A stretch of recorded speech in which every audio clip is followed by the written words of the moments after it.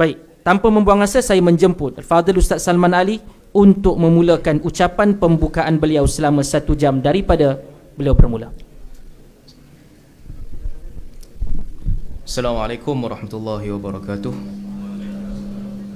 Innal hamdalillah nahmaduhu wa nasta'inuhu wa nastaghfiruh wa na'udzu billahi min syururi anfusina wa sayyiati a'malina. Alhamdulillah, dengan izin Allah Subhanahu wa taala kita bertemu pada hari ini untuk membincangkan satu tajuk yang unik, iaitu manhaj Asy'ariyah di dalam memahami sifat mendengar dan melihat Allah Subhanahu wa taala. Baik, saya akan mulakan terus pembentangan ini. Saya nak mula dengan satu kaedah penting yang daripada sini kita akan bincang bagaimana para ulama Asy'ariyah membahaskan masalah sama' dan basar. Al-Imam Al-Ghazali rahimahullah dalam kitab beliau Al-Munqidh min ad-Dhalal menyebutkan falsafah ketuhanan. Ahli falsafah ketuhanan mereka terbahagi kepada sekurang-kurangnya ada 3 orang utama, iaitu Saqrat, Aflatun dan juga Aristoteles.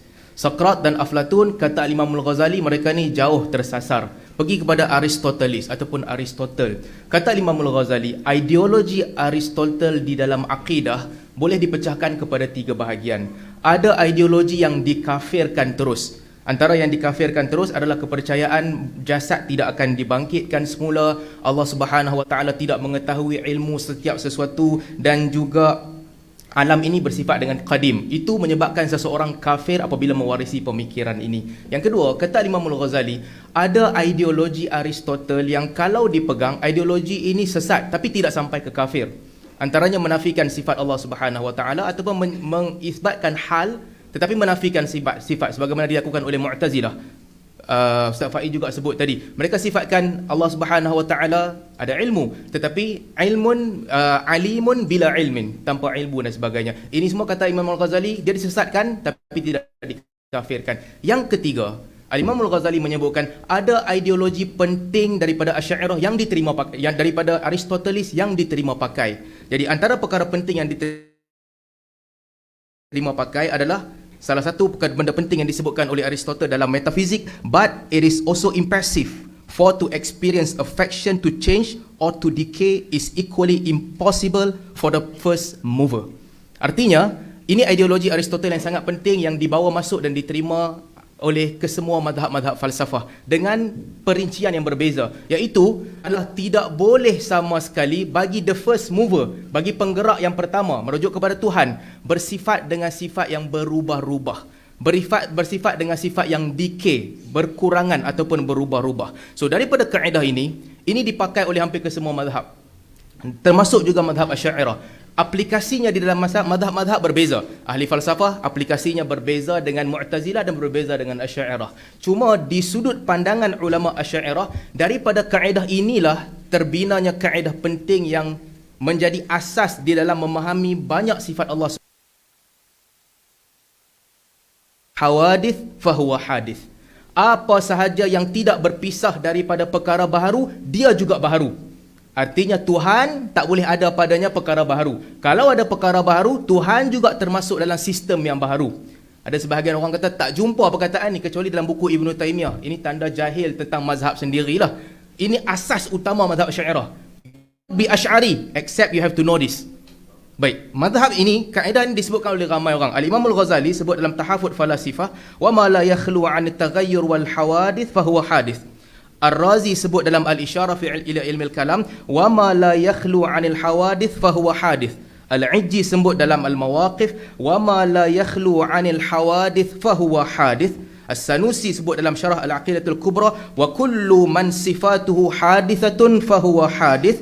Juga Al-Baijuri sebut dalam Tuhfatul Murid, wa kullu malzum li sifatin hadithatin fa huwa hadith. Maksudnya sama. Setiap yang padanya terdapat sifat-sifat yang baharu, maka dia juga tergolong ataupun termasuk di dalam sesuatu yang baharu itu. Jadi Allah tak boleh ada perkara baharu pada Allah Subhanahu wa taala. Ini asas pertama. Sebab itu Al-Imam Ar-Razi sebut dalam Al-Isyarat, bal yajibu alaihi an yanzur ila al-makhluqat min jihati dilalatiha ala wujudi sani' wa sifatihi. Diwajibkan untuk melihat kepada makhluk sebagai tanda kewujudan pencipta dan juga sifat-sifatnya. Wa hadza ma umirna. Itulah yang kita diperintahkan.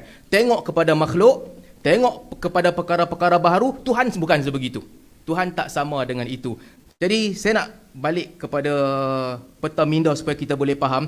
Ini kaedah yang sangat penting, iaitu ma la yakhlu anil hadith fahuwa hadith. Yang pertama sekali. Nanti kita akan nilai bagaimana perbahasan akidah di sisi ulama Asy'ariyah. Mereka cuba untuk memastikan penjelasan mereka ataupun mekanisme mereka di dalam memahami sama' dan basar tidak bercanggah dengan kaedah ini. Baik, ini yang pertama. Yang kedua, saya nak sebutkan juga perkara yang kedua tentang apakah dalil bagi mewujudkan sama' dan basar.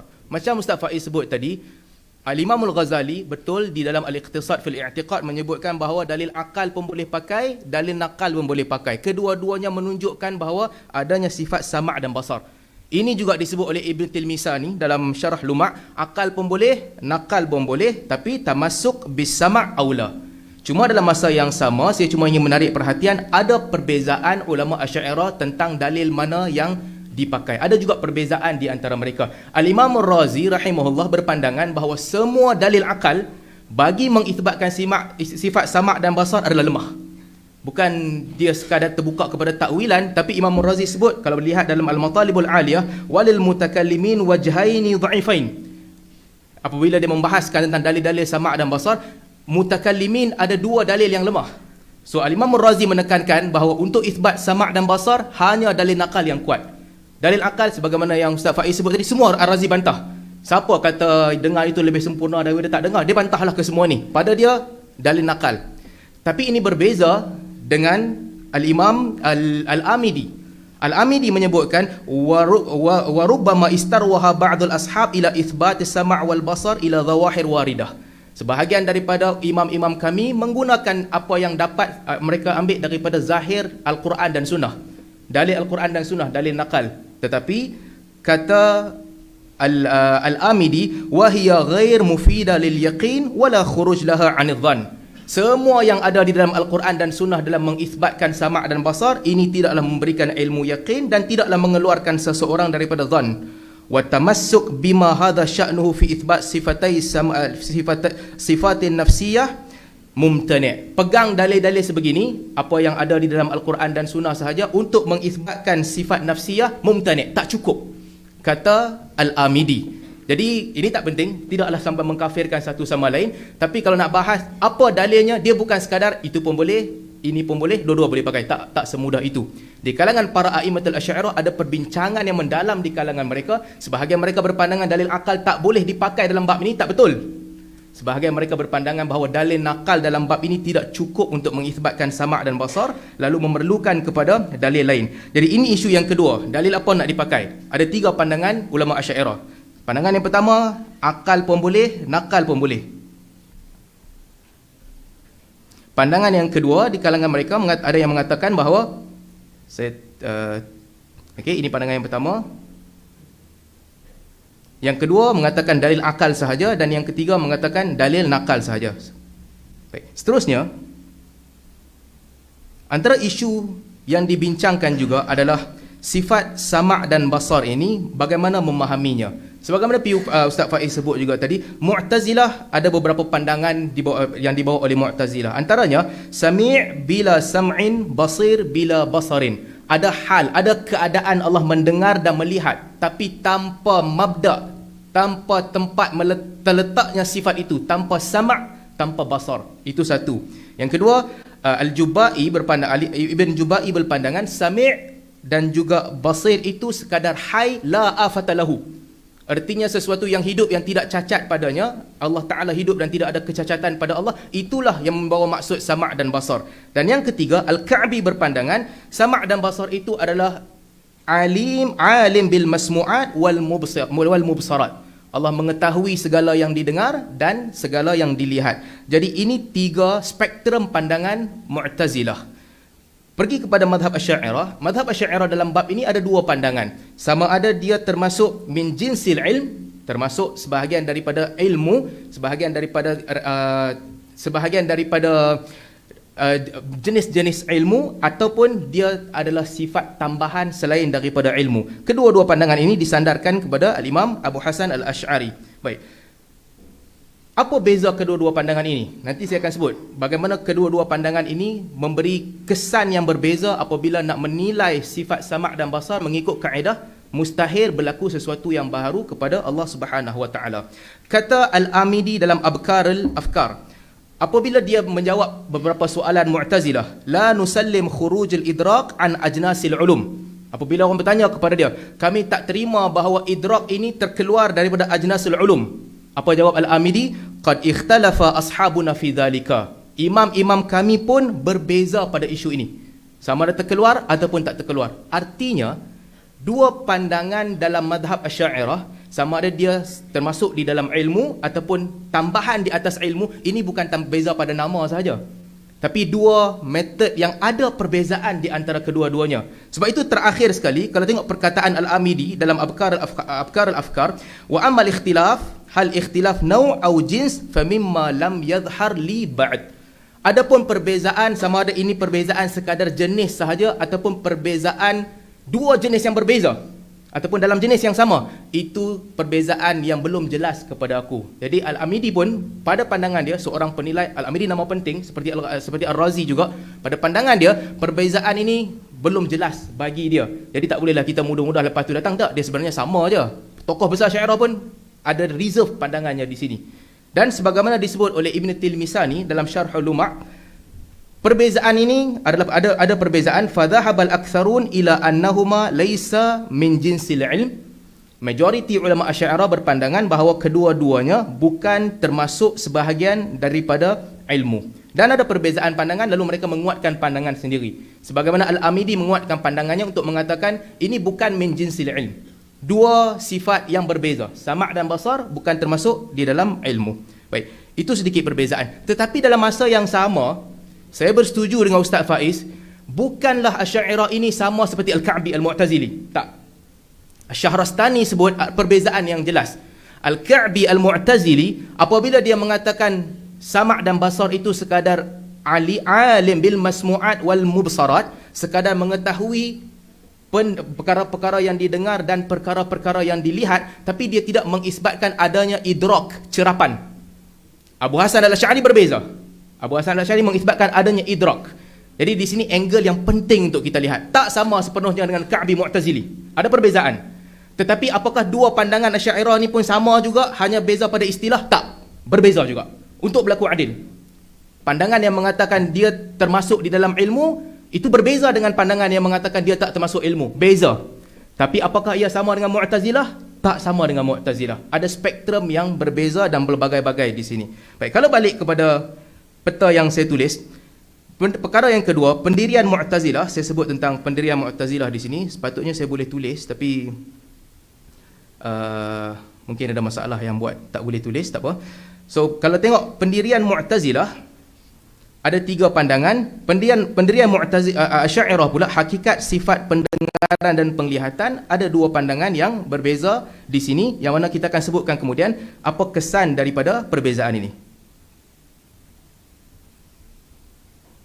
Baik, seterusnya,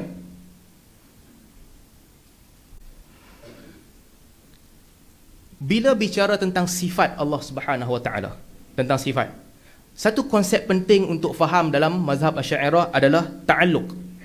Ta'alluq ini merujuk kepada talab sifat amran zaidan ala qiyam bimahalliha. Sifat yang menuntut adanya sesuatu yang selain daripadanya untuk berada di situ. Sifat yang tak boleh berdiri sendiri. Dia ada lazim wujud sesuatu yang lain. Ada sifat, memadailah sifat itu. Hai, Allah Ta'ala hidup. Memadailah. Hidup. Ataupun qidam, baqa, memadailah. Tapi sebahagian sifat-sifat ma'ani yang lain, qudrat, iradat, sama', basar, sifat-sifat ini menuntut ada sesuatu yang lain supaya sifat ini sempurna. Menuntut itu bukan berarti Allah perlu kepada benda lain, tetapi logiknya sifat ini menuntut kepada ada sesuatu yang lain. Ada sesuatu yang datang bersama dengan sifat lain. Tidak dinamakan ilmu, melainkan adalah maklumnya.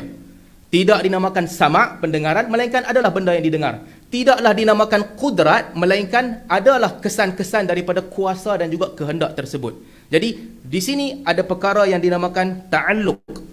Ibnu Arafah kata, lazimus sifat wujudiyah la taqarrar laha dunah. Perkara yang datang seiringan dengan sifat-sifat wujudiyah, yang mana sifat ini tidaklah berdiri sempurna, melainkan dengan ada perkara ini. Ini namanya ta'alluq. Ataupun kalau kita boleh namakan, dia ada perkaitan di antara sifat dan juga kesan daripada sifat ini. Baik. Ta'alluq ini ada 3 rukun. Di sisi ulama Asy'ariyah ada 3 rukun. Ini disebutkan dalam Nata'ij Afkar Thiqat, satu kitab penting yang ditulis oleh Abu Adbah yang datang sedikit sebelum daripada zaman Al-Baijuri. Ada 3 rukun. Pertama ada sifat. Yang kedua ada nisbah, perkaitan antara sifat dengan perkara yang kedua. Dan yang ketiga ada mansub lahu, kesan ataupun apa yang menjadi kesan dan dinisbahkan kepada sifat tersebut. Jadi ada 3 rukun. Kalau kita membincangkan apabila mansub lahu tidak ada, apabila perkara yang dinisbahkan kepada sifat itu belum ada, tak disebut, maka ini dinamakan ta'alluq saluhi, potensi untuk sifat itu. Artinya Allah, kesiapsiagaan Allah untuk melihat ataupun mendengar, ini ta'alluq saluhi, tak perlu kepada benda lain lagi, tak perlu kepada apa-apa, kesiapsiagaan. Tetapi apabila datang perkara yang mansub laha, perkara yang dikaitkan dengan sifat tersebut, ini tanjizi. Tanjizi ini maksudnya kepelaksanaan ataupun keterlaksanaan terhadap sifat tersebut.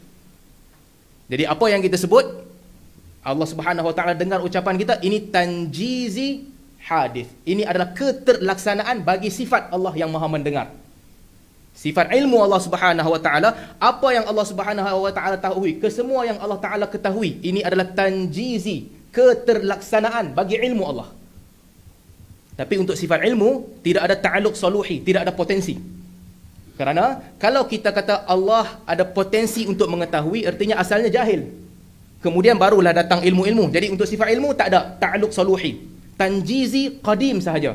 Keterlaksanaan yang ada sejak semula jadi. Untuk ilmu. Untuk iradah dan juga qudrat, sifat kehendak Allah dan juga kuasa Allah. Untuk 2 sifat ini adanya tanjizi hadis dan juga saluhi qadim. Ada sifat yang dinamakan potensi yang Allah telah pun berkuasa sejak sedia kala. Kemudian ada kesan daripada kuasa-kuasa Allah yang mana Allah menciptakan sesuatu pada waktu yang telah ditentukan. Jadi saya harap boleh fahamlah, sebab susah sikit perbahasan falsafah. Cuma di sisi Asy'ariyah ini perbahasan yang penting. Nanti kita akan lihat kesan daripada perbahasan ini. So bila kita bincang tentang ta'alluq, ada ta'alluq yang bersifat saluhi, potensi. Ada ta'alluq yang bersifat tanjizi, keterlaksanaan daripada sifat Allah Subhanahu Wa Taala. Ulama Asy'ariyah apabila mereka membincang tentang sifat sama' dan basar, ada perbezaan pandangan di kalangan mereka. Sama ada untuk sama' dan basar ini ada ta'alluq saluhi ataupun tidak. Ada ta'alluq yang bersifat potensi. Belum cerita tentang keterlaksanaan. Ta'alluq saluhi. Tadi Ustaz Faiz cerita ada 3 jenis ta'alluq untuk sama' basar. Ada saluhi, ada tanjizi hadith, ada tanjizi qadim. Tapi asalnya ada perbezaan. Dia tidaklah semudah itu, ada perbezaan di kalangan mereka. Saluhi ni wujud ataupun tidak. Pada satu dimensi, sebahagian ulama Asy'ariyah berpandangan bahawa tidak ada ta'alluq saluhi bagi sifat sama' dan basar. Tidak ada. Ini pandangan yang disebut di dalam Al-Fathul Mubin, yang ditulis oleh Al-Juhari. Mungkin saya tersilap sebut barisan namanya. Satu alim besar ulama Asy'ariyah yang datang tahun 1100. Tidak ada saluhi hadis. Demikian juga disebut dalam Risalah fi Ta'alluqat Sifat Rabbil Alamin, kitab mutaakhirin juga, oleh As-Sijil Masi menyebutkan bahawa tidak ada ta'alluq saluhi qadim untuk sifat qadim. Ini disebabkan oleh pandangan para ulama Asy'ariyah bahawa sifat inkishaf, sifat-sifat Allah yang bersifat menyingkapi sesuatu, ilmu, sama' dan basar, itu tidak ada potensi. Hanya ada ta'alluq tanjizi sahaja, tidak ada potensi. Dan disebut dalam Nata'ij Afkar Sifat, buku yang ditulis oleh Abu Adbah. Ini buku ini di ta'liq dan juga tahqiq oleh Said Fudah. Boleh lihat, menceritakan tentang pendirian ulama Asy'ariyah dalam bab ta'alluq sahaja. Disebutkan bahawa tidak ada ta'alluq saluhi kerana 2 sebab. Yang pertama, sifat inkishaf, tidak ada ta'alluq saluhi. Sama seperti yang disebut oleh dalam kitab Risalah fi Ta'alluqat. Dan yang kedua, mengambil perkataan Al-Imam As-Sanusi, muta'alliqan bi jami'il mawjudat. Menunjukkan bahawa mawjudat apabila fala ta'alluq lahuma illa bil mawjud fala salahiyya lahuma. tidak ada ta'alluq melainkan dengan perkara-perkara yang wujud, maka tidak ada salahiyah.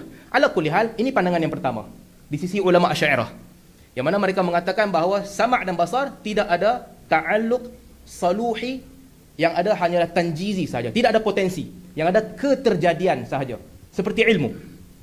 Pandangan kedua yang dibawa oleh ulama Asy'ariyah ada, sebagaimana disebut oleh Ustaz Faiz tadi, ini pandangan yang disebut oleh Ad-Dasuqi apabila beliau mensyarahkan Ummu Barahin, menyebutkan bahawa ada ta'alluq saluhi, ada ta'alluq yang bersifat potensi sahaja, dan ada ta'alluq yang bersifat keterlaksanaan bagi sifat Allah Subhanahu wa taala. Demikian juga kitab Asy'ariyah yang masyhur Hasyiah Al-Bajuri ala Ummu Barahin menyebutkan perkara yang sama. Ada 3 jenis ta'alluq.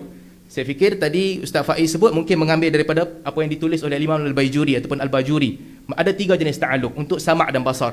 Ada saluhi, potensi untuk mendengar dan melihat yang telah ada sejak sedia kala. Ada tanjizi qadim, keterlaksanaan untuk sifat Allah mendengar dan melihat yang ada sejak sedia kala.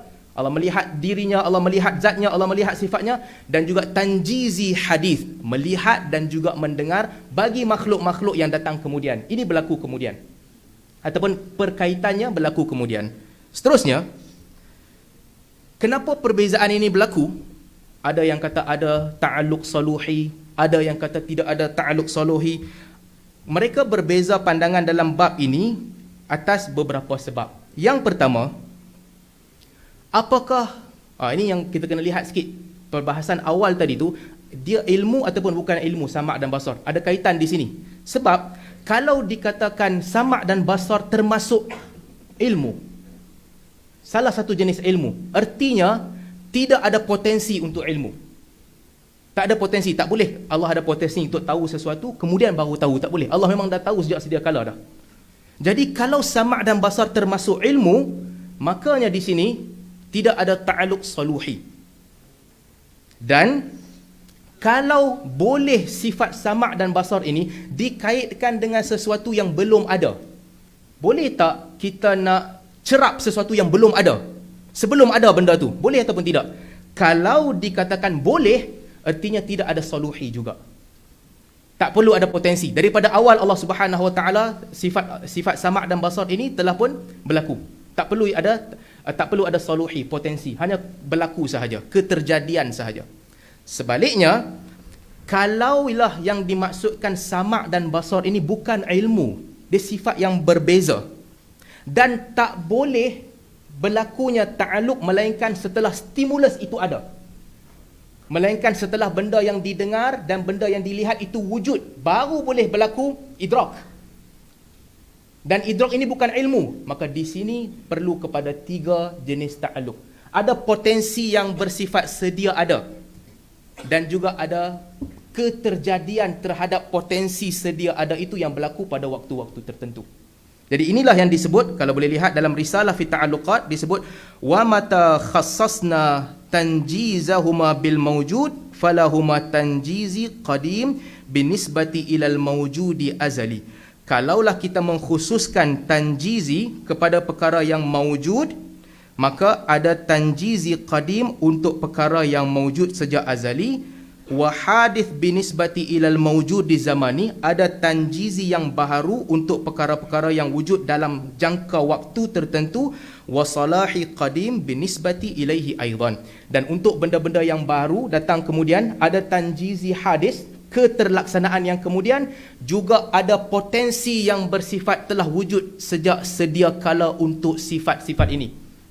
Kalau dikatakan ta'alluq ini hanya terkena pada perkara yang wujud sahaja. Sebaliknya, kalau boleh lihat di sebelah kanan saya tulis, ini disebut oleh Said Fudah dalam tahqiqnya terhadap kitab Nata'ij Afkar Thiqat, disebut wala yakhfa anna al-kalam fi ta'alluqat as-sam' wal basar mawquf ala itsbatihima sifatain zaidatain 'ala al-'ilm. Tidaklah lagi kita berbeza pandangan ataupun terselindung bahawa perkataan kita, bicara kita tentang tempat bergantungnya ataupun keterkaitan sifat sama' dan basar ini bergantung kepada sama ada ia adalah sifat yang tambahan di atas ilmu ataupun ilmu. Artinya pada pandangan Said Fudah sekalipun, perbezaan tadi itu bukan sekadar lafaz sahaja tapi sama. Tak. Dia ada implikasi.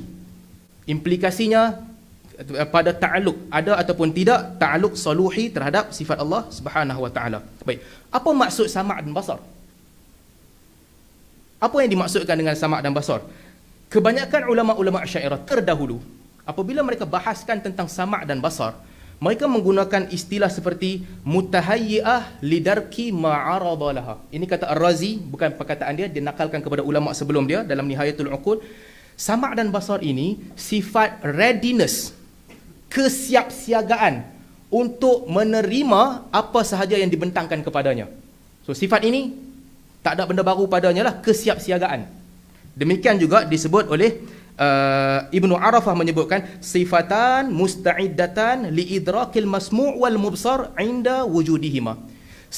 Dua sifat yang merupakan kesiapsiagaan, bersedia untuk menerima masmu', perkara-perkara yang didengar, dan juga mubsar, perkara-perkara yang dilihat apabila yang didengar dan dilihat ini wujud. Demikian juga Al-Asbahani menggunakan perkataan tu'iddanil muttasif bihima, sifat yang menyediakan zat yang disifatkan dengannya untuk menerima perkara stimulus ataupun yang didengar dan yang dilihat. So, persamaan antara tiga ta'rif ini adalah sama' dan basar. Mengikut ketiga-tiga ta'rif ini, dia adalah kesiapsiagaan, tahayyuk, readiness untuk menerima perkara yang baru, untuk menerima pendengaran dan juga penglihatan, perkara-perkara yang dilihat dan juga didengar.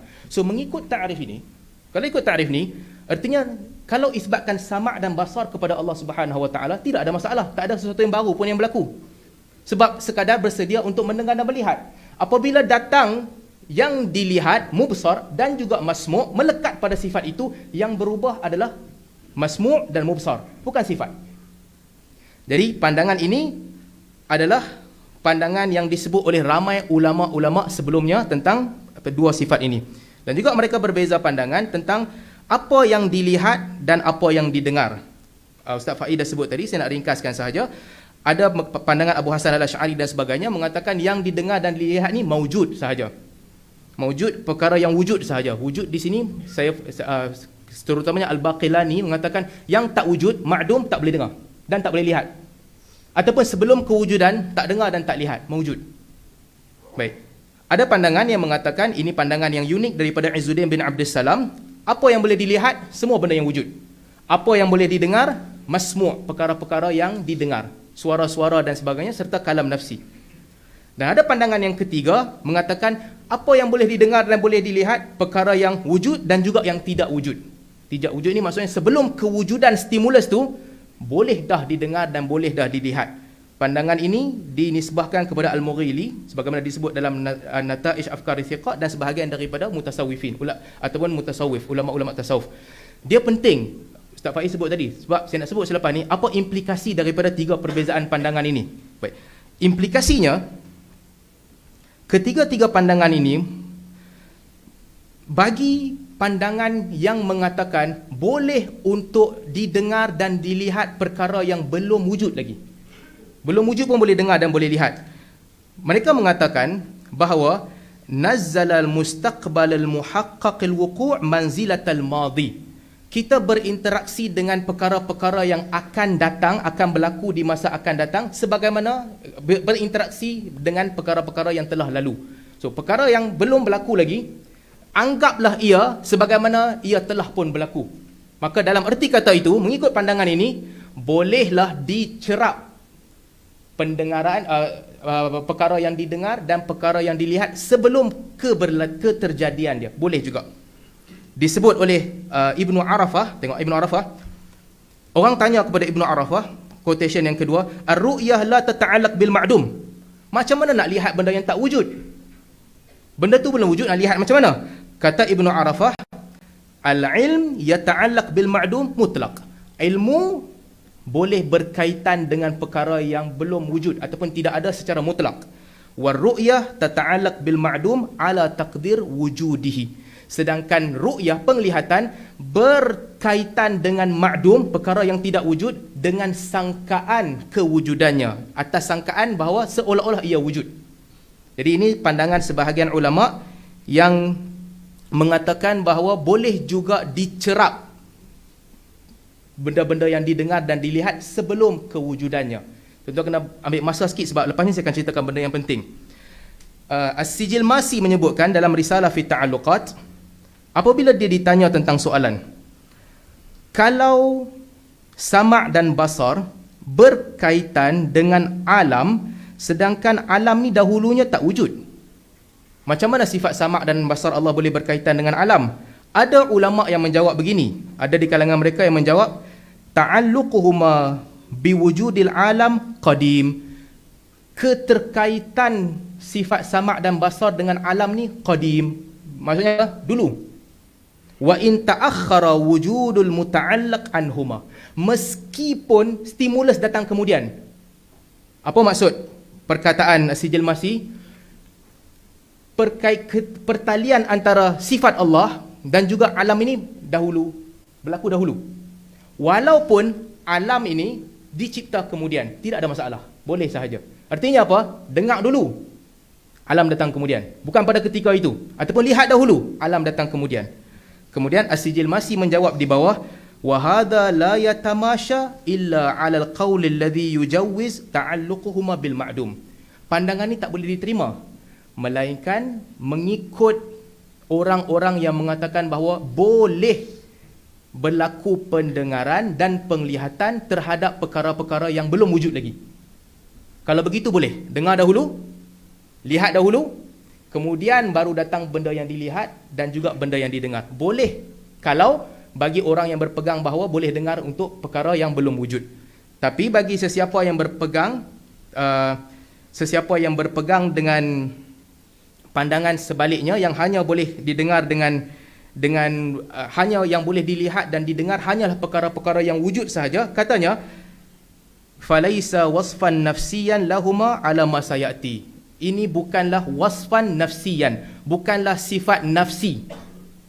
Kalaulah bagi orang yang pegang pandangan bahawa tak boleh lihat dan tak boleh dengar melainkan setelah wujudnya perkara yang dilihat dan didengar, kata As-Sijil Masi di sini, ia bukan ta'alluq yang bersifat nafsi, bukan sesuatu yang betul-betul berlaku. Nafsi merujuk kepada Allah Subhanahu Wa Taala, dia sekadar i'tibari. Nanti kita akan bahaskan lebih panjang dalam bab ini.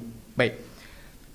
Pada zaman dahulu ni maksud saya sebelum Ar-Razi, ulama Asy'ariyah apabila mereka bahaskan bab ini, apa yang mereka sebut? Mereka menggunakan perkataan bahawa boleh sahaja dengar sebelum kewujudan sesuatu. Ini Al-Ghazali sebut dalam Al-Iqtisad fil I'tiqad. Orang tanya kepada Al-Ghazali, orang tanya kepada dia, in kana sam'uhu wa basaruhu hadithain kana muhillan lil hawadith wa huwa muhal. Kalaulah pendengaran dan penglihatan Allah ini baharu, artinya telah berlaku sesuatu yang baharu kepada Allah, itu mustahil. Dengar betul-betul kata Al-Ghazali. Orang tanya Al-Ghazali, kalaulah Allah dengar dan lihat ini baharu, selepas makhluk wujud baru dengar dan lihat, artinya telah berlaku sesuatu yang baharu pada zat Allah. Wa in kana qadimain, kalaulah qadim dahulu, macam mana Allah boleh dengar sesuatu yang belum wujud? So orang tanya kepada Al-Ghazali, Allah dengar dan lihat benda-benda yang baru ni, ini merujuk kepada benda baru, bukan sifat Allah dan juga zat Allah. Baru ke lama? Kalau Allah baru dengar sekarang apa yang berlaku ni, artinya berlaku sesuatu yang baru pada Allah. Kalau Allah telah dengar sejak sedia kala dahulu lagi, artinya benda-benda yang wujud ni pun telah wujud sejak sedia kala. How to solve? Kata Al-Ghazali, penyelesaian dia adalah sama seperti ilmu. Ilmu boleh ada sebelum wujudnya sesuatu benda, ketika wujudnya sesuatu benda, selepas hancurnya sesuatu benda. Demikian juga sama' dan basar boleh wujud sebelum adanya benda yang didengar, ketika adanya benda yang didengar, dan selepas adanya benda yang didengar. Jawapan siapa? Al-Ghazali. Bukan saya kata, Al-Ghazali. Seterusnya, Al-Amidi ditanyakan soalan yang sama dalam Abkar Al-Afham. Apabila ditanya, baru ke lama sifat Allah sama' basar ni? Baru jadi sekarang ke dia jadi dulu? Kata Al-Amidi, bal qadim. Benda-benda baru ni, ini merujuk kepada perkara yang didengar yang baharu. Kata Al-Amidi, ini qadim, telah berlaku sejak sedia kala. Orang tanya kepada dia, kalau begitu, perkara yang didengar dan dilihat tu pun dah ada sejak sedia kala juga ke? Kata Al-Amidi, tidak. Fa inna ta'alluqal idrak bil mudrakat ala nahwi ta'alluqil ilmi bil ma'lum. Sebagaimana ilmu bersangkutan dengan maklumat, Demikian juga idrak, cerapan bersangkutan dengan perkara yang dicerap. Boleh cerap dulu, kemudian baru datang benda yang dicerap. Ini kata siapa? Ini kata Al-Amidi. Okey. Ini benda penting yang saya tak tahu pasal saya tak boleh lukis. Sepatutnya saya boleh lukis, tapi dia macam hilang mood sebab tak boleh lukis. Baik. Di sini boleh berhentikan masa untuk saya boleh lukis. Saya nak bagi tuan-tuan faham sebenarnya. Boleh tak? Stop sekejap, boleh.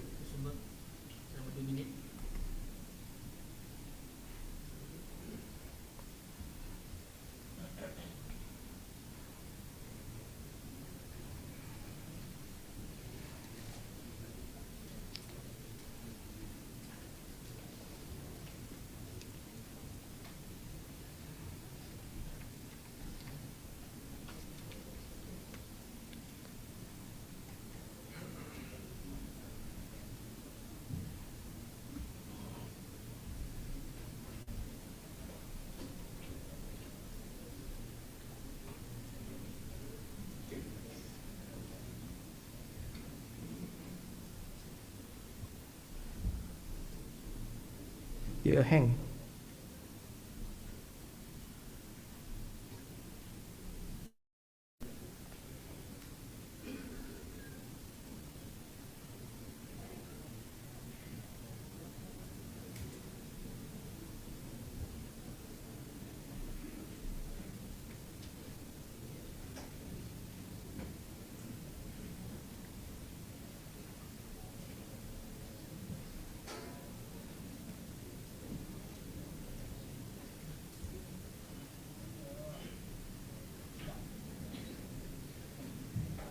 Okey, tak boleh ikut bawah. Saya teruskan ni je.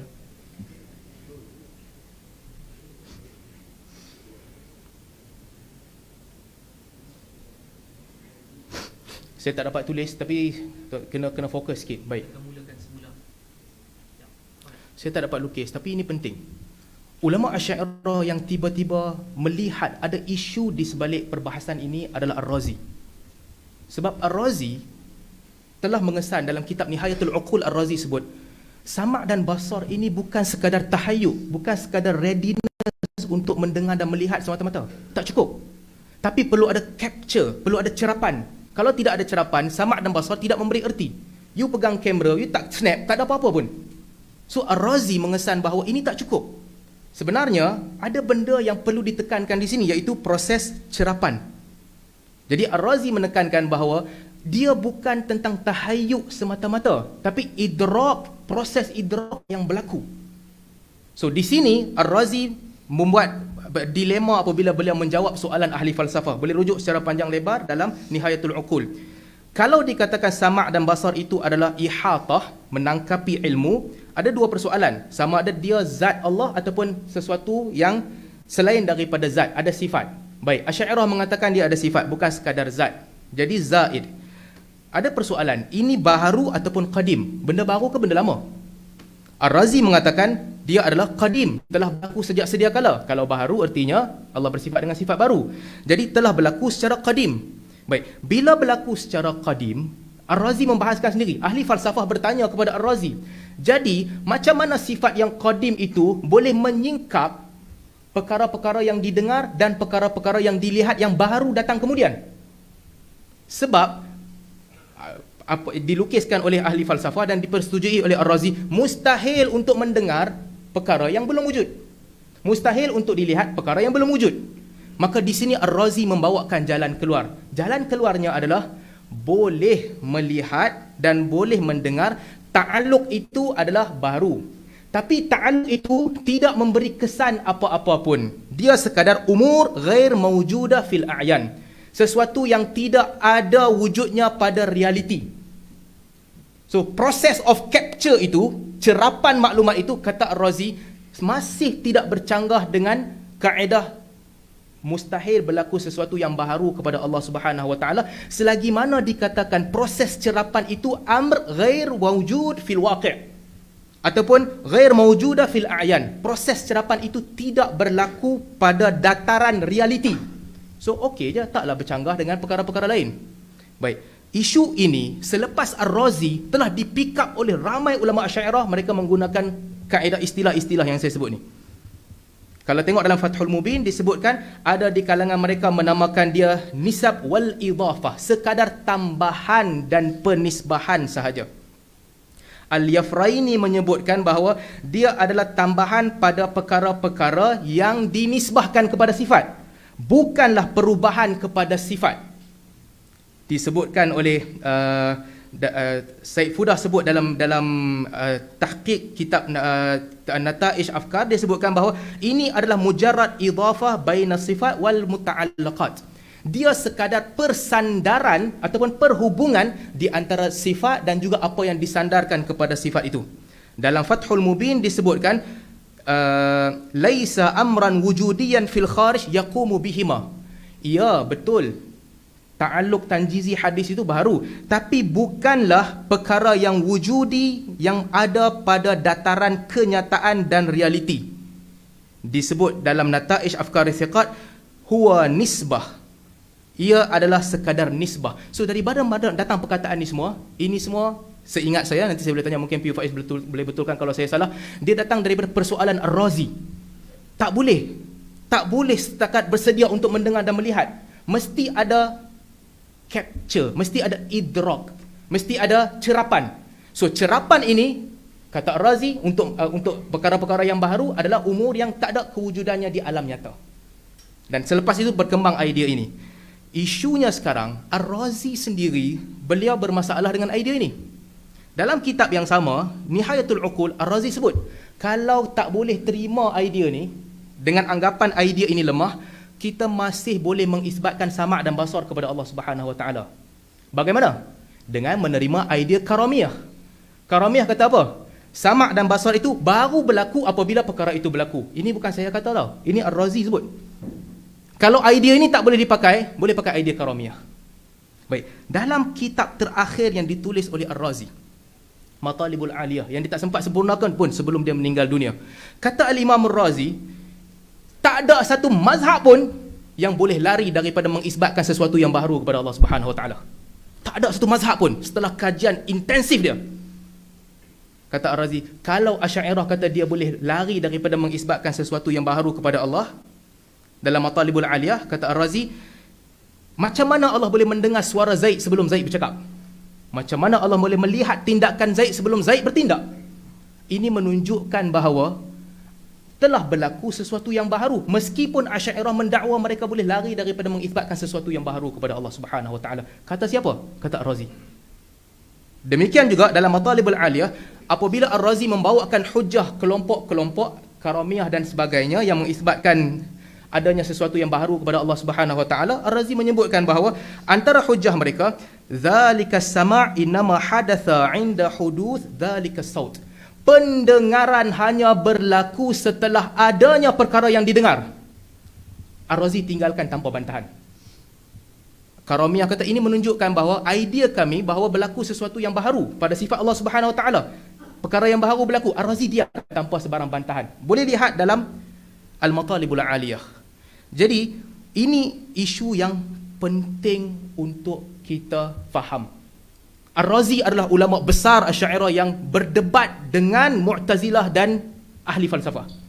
Kita takkan faham isu ni kalau kita baca, saya minta maaf bukan untuk memperkecilkan, membaca As-Sanusi ataupun membaca Al-Baijuri ataupun membaca Ad-Dasuqi ataupun membaca Al-Malali ataupun tak boleh. Sebab mereka tidak berdebat dengan Mu'tazilah dan juga ahli falsafah.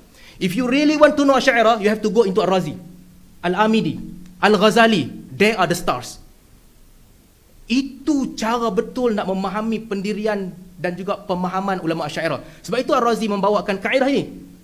Ta'alluq tanjizi hadis adalah umur, orang namakan i'tibari. Kenapa dinamakan i'tibari? Sebab kalau tidak, kamu tak ada jalan keluar. Kalau sekadar mengikut takrifan-takrifan lama, sifatun mutahayyi'ah, ada persoalan di situ. Mutahayyi'ah tanpa cerapan doesn't mean anything.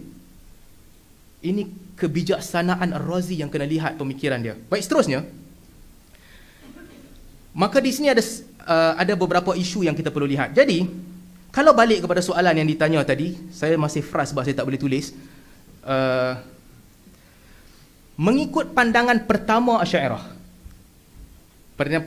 spektrum, saya pecahkan kepada spektrum. Pandangan pertama, sama' dan basar adalah nau' min anwa'il ilm, sebahagian daripada ilmu. Kalau mengikut pandangan itu, boleh ataupun tak boleh dengar sebelum wujudnya perkara yang didengar dan dilihat? Jawapannya boleh. Kalau boleh, artinya tidaklah berlaku sesuatu yang baharu, tidaklah bercanggah dengan kaedah mustahil berlaku sesuatu, bertambah sesuatu pada Allah Subhanahu wa taala, tak bercanggah dengan kaedah itu. Kalau mengikut pandangan yang kedua, saya sebut tadi, Al-Amidi dan Al-Ghazali, mereka katakan bahawa sama' dan basar ini beza dengan ilmu. Dia berbeza dengan ilmu, bersangkutan dengan sesuatu yang wujud, tetapi boleh sahaja berlaku sebelum kewujudan benda yang didengar dan benda yang dilihat. Maka mengikut pandangan ini, tidak ada masalah, tidak bercanggah dengan kaedah mustahil berlaku sesuatu yang baharu pada Allah Subhanahu wa taala. Kalau ikut pandangan yang ketiga, sama' dan basar ini berbeza dengan ilmu, tapi boleh sahaja dicerap meskipun terhadap sesuatu yang belum wujud ataupun tidak wujud. Ini pandangan Ibn Arafah tadi. Anggaplah sebagaimana dia telah wujud di zaman dahulu. Mengikut pandangan ini, tidak bercanggah dengan kaedah mustahil berlaku sesuatu yang baharu kepada Allah. Kalau mengikut pandangan Ar-Razi yang dikembangkan oleh mutaakhiri Asy'ariyah kemudiannya, sama' dan basar hanya boleh berlaku apabila wujudnya perkara yang didengar dan dilihat, dengan anggapan bahawa ta'alluq itu adalah nisbi, sekadar idhafah, sekadar gambaran sahaja yang tidak ada kewujudan di alam waqi'. Artinya tidak bercanggah dengan kaedah mustahil berlaku sesuatu yang baharu kepada Allah Subhanahu wa taala. Mengikut keempat-empat pandangan ni, sekarang ni kita berdoa, Allah dengar ke tidak? Tak. Saya minta maaf, tak. Mengikut keempat, walaupun mengikut pandangan Ar-Razi. Ar-Razi kata Allah dengar, tapi dengar tu nisbah sahaja. Nisbah sahaja. Tidak ada kewujudannya pada alam realiti. So ini bukan saya cerita pasal khilaf. Semua ulama Asy'ariyah sama ada pandangan yang pertama, yang kedua, yang ketiga, keempat, implikasinya sama. Ini berbeza dengan salaf. Apa salaf kata dalam masalah ini? Allah ada sifat, literally, directly ambil daripada Al-Quran dan Sunnah. Sami'un basirun. Allah mendengar dan Allah melihat. Allah ada sifat mendengar dan juga sifat melihat yang pada bila-bila masa Allah ada, sentiasa. Fasayarallahu amalakum. Kamu beramal, Allah akan lihat amalan kamu. Kamu beramal, Allah akan lihat amalan kamu. Wallahu yasma'u tahawurakuma. Allah mendengar perbincangan antara seorang lelaki dan perempuan. Allah mendengar perbincangan antara lelaki dan perempuan tu. Qad sami'allahu qawla allati tujadiluka fi zawjiha. Allah mendengar percakapan orang yang berbincang dengan kamu tentang suaminya. Itu pandangan salaf. Itu yang disebutkan dalam Al-Quran dan Sunnah.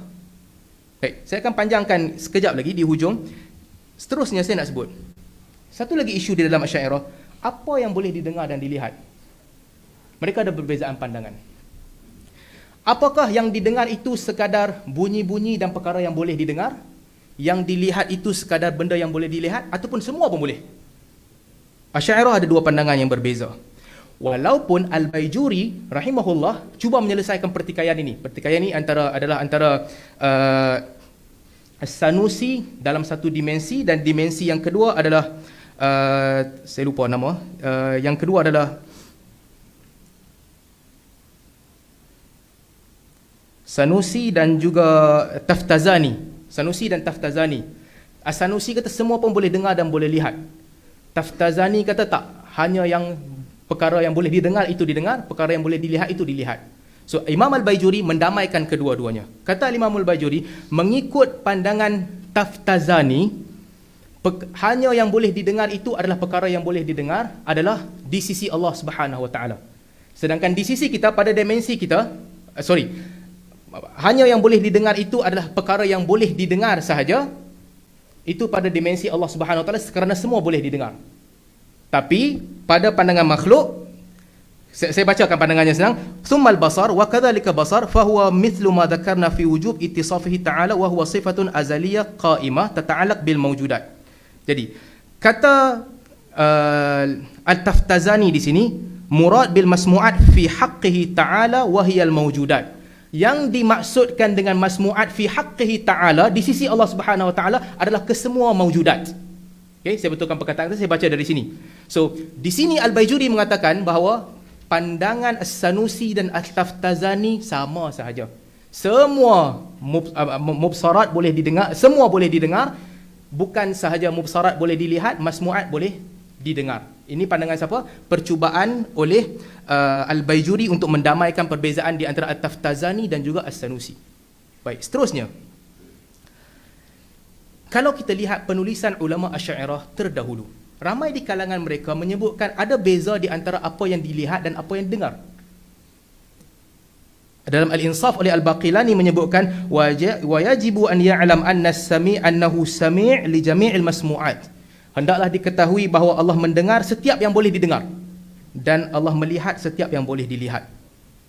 Disebut oleh Ibnu Arafah li idrakil masmu' wal mubsar, untuk menangkap ataupun menidrak semua yang boleh didengar dan boleh dilihat. Demikian juga perkataan yang digunakan oleh Al-Asfahani. Jadi mereka menggunakan perkataan ada beza antara apa yang didengar dan apa yang dilihat. Sebaliknya, As-Sanusi rahimahullah, beliau menyebutkan dalam Ummu Barahin, was-sam'u wal basar muta'alliqan bi jami'il mawjudat. Sama' dan basar ia berkaitan dengan semua benda yang wujud, bukan sahaja yang boleh didengar dan boleh dilihat sahaja. Daripada pandangan Sanusi ini, kalau kita lihat semua syarah yang ada bagi tulisan Sanusi, antaranya apa yang disebut oleh Malali At-Tilmisani, dia sebut artinya semua boleh dilihat dan boleh didengar. Zat boleh dilihat dan didengar, warna boleh dilihat dan didengar, bentuk-bentuk boleh dilihat dan didengar, rasa-rasa boleh dilihat dan didengar, bau-bahuan boleh dirasa, boleh dilihat dan didengar. Begitu juga cinta, benci, perkataan nafsi, semua ini boleh didengar dan boleh dilihat. Kata siapa? Kata Malali apabila mensyarahkan perkataan As-Sanusi. Isunya sekarang, kalau semua boleh lihat, semua boleh dengar, apa beza dengar dan lihat? Ini cuba dibahaskan oleh Ad-Dasuqi dalam hasyiahnya. Ad-Dasuqi menyebutkan bahawa antara ucapan yang disebutkan oleh Ad-Dasuqi, ta'azzar ma'rifah ma yakhussu kulla wahidin minal inkishafat. Kita tak tahu apa beza dengar dan lihat. Kemudian was-sama' inama dalla ala mujarradi itsbatihima. Dalil-dalil sam'i Al-Quran dan Sunnah hanya menunjukkan kepada kita mesti isbat sama' dan basar. La tamyiz ahadihima anil akhar. Bukanlah untuk membezakan di antara salah satu dengan yang lainnya. Kata siapa? Kata Ad-Dasuqi bila mensyarahkan perkataan As-Sanusi. Dan disebutkan juga antara yang disebut oleh Dasuqi, fayan kashifullah bisam'ihi dzatahu wa sifatahu. Dengan pendengaran Allah, Allah mendengar zatnya dan juga sifatnya, demikian juga dengan penglihatan Allah. Tetapi kita mesti ketahui yankashiful hasil bi ahadihima mughayir al-inkishaf al-hasil bi ahadihima mughayir lil inkishaf al-hasil bil akhar. Kata Ad-Dasuqi, kena tahu satu benda aja. Apa yang dicerap dengan pendengaran dan apa yang dicerap dengan penglihatan, dua benda yang berbeza. Tapi apa maksud mendengar, apa maksud melihat, kita pun tak tahu beza antara kedua-duanya. Tapi ada beza. Bezanya apa? We don't know. Kata Al-Baijuri, yufawwad ilmuha ilallah. Diserahkan ilmunya kepada Allah. So artinya, sebab itu kalau lihat kitab-kitab Asy'ariyah, ta'rif bagi sama' dan basar sama. Muta'alliq bil mawjudat. Sifat Allah yang berkaitan dengan perkara-perkara yang wujud. So kalau inni ma'akuma asma'u wa ara, apabila disebutkan dalam Quran, Allah sebut kepada Firaun dan juga kepada Musa dan juga Harun, pergi kepada Firaun, aku bersama dengan kamu, aku melihat dan aku mendengar. Di sisi ulama Asy'ariyah, apa artinya? Artinya aku idrak something daripada kamu dan something else daripada kamu, kedua-dua itu berbeza, tapi kita tak tahu apa bezanya. This is reality. Ini yang disebutkan oleh As-Sanusi dan disyarahkan oleh Ad-Dasuqi. Sama' dan basar muta'alliq bil mawjudat. Ada beza antara kedua-duanya, cuma perbezaannya kita pun tak tahu. Sebab boleh dengar semua benda dan boleh lihat semua benda. Saya minta maaf, pada pandangan orang awam, kalau kita buat tempat kosong kan, daripada sekecil-kecil budak sampai sebesar-besar budak, semua boleh isi tempat kosong. Allah ... saya pergi ke kedai, Allah melihat. Allah ... saya menyanyi, Allah mendengar. Allah ... saya bertumbuk dengan kawan saya, Allah melihat. Allah ... saya bertekak dengan kawan saya, Allah mendengar. Tapi mengikut apa yang disebutkan oleh Sanusi, tak tahu. Saya minta maaf, itu yang disebut. Bukanlah sesat, tak sesat pun. Asy'ariyah adalah ahli sunnah wal jamaah. Maturidiyah adalah ahli sunnah wal jamaah. Tapi ini satu isu yang menarik untuk dibincangkan. Sedangkan ulama sebelum daripada beliau, Al-Baqillani sebut dengan jelas. Sami' li jami'il masmu'at. Allah mendengar setiap yang didengar. Dan Allah melihat setiap yang dilihat. Seterusnya, saya nak sebut. Dalam Al-Quran dan Sunnah, saya dah sebut tadi sedikit, saya nak panjangkan sedikit. Kaedah istihalah hulul hawadis tu, mustahil berlaku sesuatu yang baharu kepada Allah Subhanahu Wa Taala. Kaedah ini tak boleh digunakan semewang-mewangnya untuk menghukum dalil-dalil syarak. Dalil berdiri sendiri. Kalau kaedah ini bertepatan dengan dalil, dia dipakai pada ketika itu. Kalau dia bercanggah dengan apa yang jelas di dalam dalil, dia tidak terpakai pada ketika itu. Jadi ayat-ayat Al-Quran yang menyebutkan tentang bagaimana Allah Subhanahu Wa Taala melihat, Allah Subhanahu Wa Taala mendengar, ayat-ayat ini datang dalam bentuk yang bukan pasif sebagaimana disebutkan oleh kaedah itu. Bukanlah sebagaimana yang kita sebut ketiga-tiga mazhab tadi, tidak. Ada benda Allah sebut, wa qul i'malu fasayarallahu amalakum. Beramallah kamu, Allah akan melihat amalan kamu. Apabila kamu beramal, Allah akan melihat amalan kamu. Itulah Al-Quran dan Sunnah. Dia tak boleh difahami dengan erti kata, tak, amalan kamu itu kita letak dalam kedudukan seumpama dia wujud, Allah telah pun lihat siap-siap, kemudian baru dia berlaku. Orang awam tak faham begitu. Dan tak boleh juga dikatakan melihat itu seperti ilmu yang telah pun Allah tahu terdahulu. Alim bil masmu'at wal mubsarat. Orang awam tak faham begitu. Dan orang awam juga tidak memahami sebagaimana yang disebutkan oleh Al-Ghazali dan juga Al-Amidi rahimahumullah. Yang mana mereka sebutkan bahawa Allah dah tahu, Allah dah lihat dah. Allah sedang lihat dan Allah akan lihat, tak ada perbezaan. Tidak. Ayat itu dengan jelas. Kamu amal, lepas tu Allah tengok. Jadi, konteks yang cuba disebutkan oleh Al-Quran, itulah lebih tepat dan lebih benar untuk diimani dan dipegangi oleh sesiapa sahaja. Sebab itu Al-Imam Al-Bukhari rahimahullah menyebutkan, wa anna hadathahu la yushbihu hadathal makhluqin.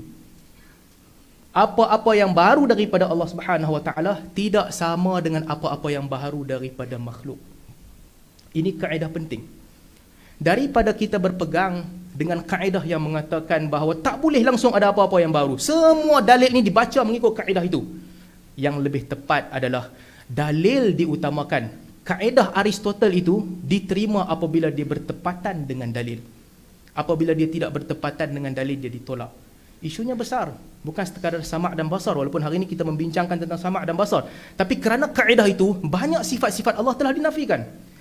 Kita baca Al-Quran, Al-Quran menceritakan bahawa Allah Subhanahu Wa Taala Tuhan yang melakukan, Tuhan yang berbuat.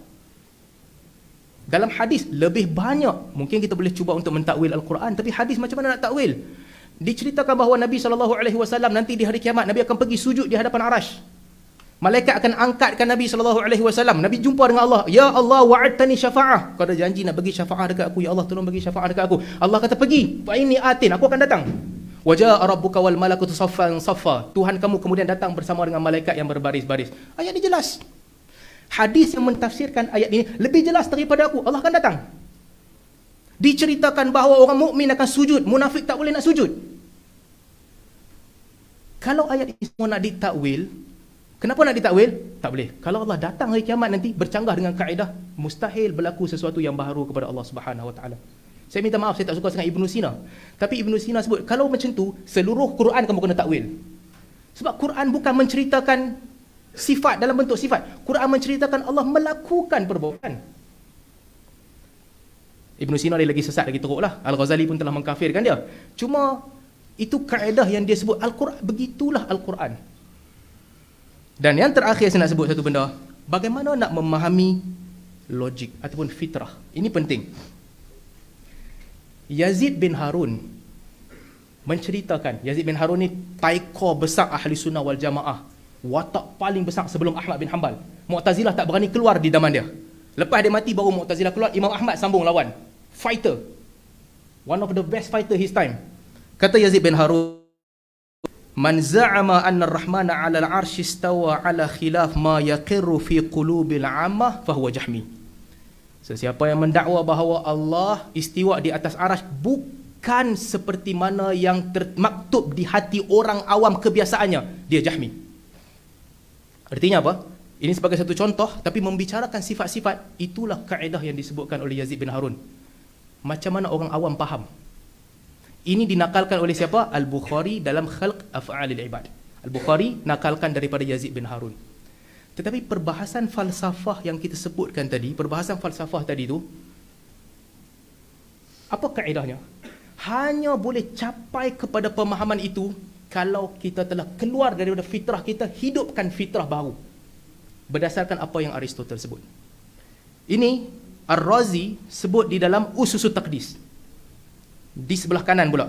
Kata Ar-Razi, wa nakhtimu hadzal bab lima ruwiya an Aristoteles annahu kataba fi awal kitabihi fi ilahiyat.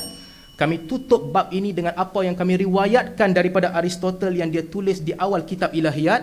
Man arada an yashra' fil ma'arifil ilahiyah, sesiapa yang ingin berjinak-jinak menceburkan diri di dalam perbahasan ketuhanan, falyastahdith fitratan ukhra, hendaklah dia menghidupkan di dalam dirinya fitrah baru.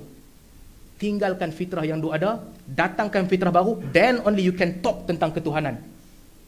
Aristotle dinakalkan oleh Ar-Razi. Saya tanpa berbelah bahagi, jiwa saya 100% berada di atas manhaj Yazid bin Harun dan Al-Bukhari. Dengan menghormati Asy'ariyah, mereka adalah ahli sunnah wal jamaah, mereka mengisbatkan sama' dan basar, mereka bukan terkeluar daripada ahli sunnah wal jamaah, tetapi mekanisme isbat sama' dan basar orang awam tak faham. Orang awam bukan memahami sebagaimana itu, orang awam memahami apa yang disebutkan oleh para a'immatus salaf sebagaimana yang ada dalam Quran dan sunnah. Wallahu a'lam. Terima kasih diucapkan.